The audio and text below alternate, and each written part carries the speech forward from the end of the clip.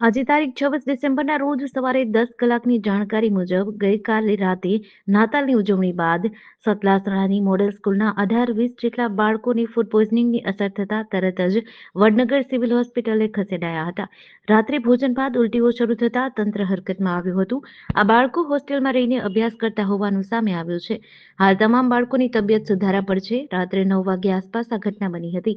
વડનગર સિવિલમાં જાણ થતા સતલાસણા ભાજપ આગેવાનો અને વડનગર શહેર ભાજપ પ્રમુખ સહિતના આગેવાનો દોડી આવ્યા હતા.